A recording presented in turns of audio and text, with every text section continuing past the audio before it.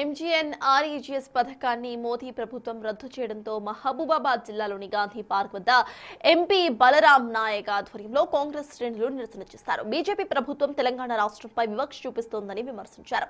కేంద్రం అమలు చేస్తున్న వీబీజీ రామ్జీ బిల్లు పేద ప్రజలకు శాపమని అంటున్న ఎంపీ బలరాం నాయక్ తో మా ప్రతినిధి Yashwant face to face. UPA ప్రభుత్వం ప్రవేశపెట్టినటువంటి ఎన్ఆర్ఈజీఎస్ పథకాన్ని కేంద్ర ప్రభుత్వం రద్దు చేసింది. దాని స్థానంలో జీబీజీ రామ్జీ అనే చట్టాన్ని కూడా అమలు చేసింది. ఇది నిరసిస్తూ ఏఐసీసీ టీపీసీసీ పిలుపు మేరకు ఈరోజు జిల్లా కేంద్రంలో ఎంపీ బలరాం నాయక్ ఆధ్వర్యంలో నిరసన వ్యక్తం చేస్తున్నారు. విజువల్లో చూసుకోవచ్చు, ఎంపీ బలరాం నాయక్తో పాటు భారీ సంఖ్యలో కాంగ్రెస్ నాయకులు గాంధీ పార్క్ వద్దకు చేరుకొని గాంధీ తాతకు నివాళులర్పించే అనంతరం కూడా నిరసన వ్యక్తం చేస్తున్నారు. ముఖ్యంగా పార్లమెంటులో ఎన్ఆర్ఈఎస్ పథకాన్ని కూడా రద్దు చేస్తూ కొత్త చట్టాన్ని తేవడానికి పట్ల ఎంపీ బలరాం నాయక్ ఏ విధంగా పార్లమెంట్ అడ్డుకున్నారు, మనతో మాట్లాడడానికి రెడీగా ఉన్నారు. సార్ నమస్కారం. ఎలా చూడాలి సార్ ఈ జీబీజీఆర్జీ బిల్లును తీసుకురావడం, ఎన్ఆర్ఈజీఎస్ చట్టాన్ని రద్దు చేయడం ఎట్లా చూడాలి? ఎట్లా చూడాలంటే అది ఒక చూడాలంటే ఏ విధంగా చెప్పినా అది కాదు, కానీ వాళ్ళ మూర్ఖత్వం మంచిది కాదు. అమిత్ షా గారు కానీ మోడీ గారు కానీ వాళ్ళ క్యాబినెట్లో ఉన్న మంత్రులు కానీ వాళ్ళంత మూర్ఖత్వం ఎక్కడ కూడా లేదు. ఇప్పుడు తీసుకొచ్చిన అన్ని బిల్స్ కూడా వాళ్ళు ఏ మాత్రం ప్రజలకు ఉపయోగపడే బిల్లు ఏ మాత్రం తీసుకురావాలి. ఇవాళ గాంధీ గారు మా బ్రదర్ చెప్పినట్టు ఒక జాతిపిత అని మహాత్మా గాంధీని ప్రతి ఒక్క పిల్లల నోట్లో వచ్చే జాతిపిత వారి పేరును తీసేసి వేరే పేర్లు పెట్టడం ఇది మంచిది కాదు. కాబట్టి అలాంటి మూర్ఖత్వంతో పాటు ఎన్ఆర్ఈజీఎస్ స్కీమ్ను క్యాన్సిల్ చేస్తానని బీదలకు పనికి చేసే స్కీమ్ ఇది. ఒక ఉపయోగపడితే వాళ్ళు ఎంత వేల కోట్ల రూపాయలు కరప్షన్ చేస్తున్నారు. ఇలా ఎవరు? మోడీ గారి చట్టం, మోడీ గారి గవర్నమెంటు, మోడీ గారి క్యాబినెట్, మోడీ గారి అందరూ బీజేపీ వాళ్ళు కరప్షన్ చేస్తే దానికి ఏం లేదట. కూలి చేసుకొని బతికే వలసలు పోకుండా నా పిల్లలు ఇక్కడే ఉండాలి, నేను కూలికి పోతే మా పిల్లలు ఇక్కడే చదువుకోవాలని ఒక సిస్టంలో తెచ్చిన గౌరవనీయుల మన్మోహన్ సింగ్ గారు ఆ రోజులో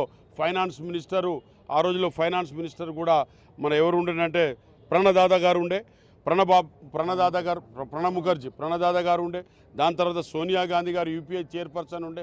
వీళ్ళందరూ కూర్చొని మాట్లాడి ఒక నిర్ణయం తీసుకొని ఇది ఒక మహాత్మా గాంధీ సాధించిన స్వతంత్రం తెచ్చిన, నెహ్రూ గారు స్వతంత్రం తెచ్చిన ఈ భారతదేశంలో ఇలాంటి మూర్ఖత్వం ఆలోచన తీసుకొస్తూ ఇలా చేయడం ఇది మంచి పద్ధతి కాదు. కాబట్టి భారతదేశం కూడా ఒక మంచి పనిగా గుర్తించి ఈ పనిని కూడబెట్టి దగ్గర చేసి దానికి బాపూజీ పేరు పెడితే బాగుంటుందని నిర్ణయించారు. మరి ఆ రోజు రాజీవ్ గాంధీ పేరు పెట్టలేదు, లేకపోతే సోనియా గాంధీ గారి పేరు పెట్టుకోలేదు, మన్మోహన్ సింగ్ గారి పేరు పెట్టుకోలేదు.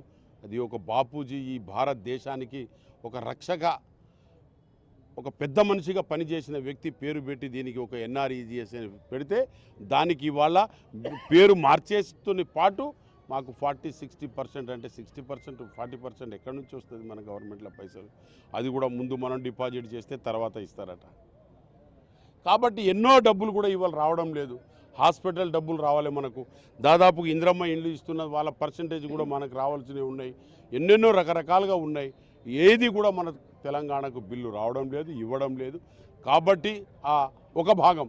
ఇంకో భాగం ఏంటంటే ఎన్ఆర్ఈజీఎస్ ఇలా చేయడం చాలా మూర్ఖత్వమైన పని. కాబట్టి ప్రతి ఒక్క మానవుడు, ప్రతి ఒక్క ఎడ్యుకేటెడ్, ప్రతి ఒక్కరు మనం కూలీ నాలి చేసుకుని మా కుటుంబంలో ఉన్న మనమందరం కూడా ఆలోచించవలసిన విషయం ఉంది. ఇది బడుగు బలహీన వర్గాలు. కాబట్టి బాపూజీ పేరును ఇట్లా తీయడం ఇది మాత్రం కరెక్ట్ కాదు.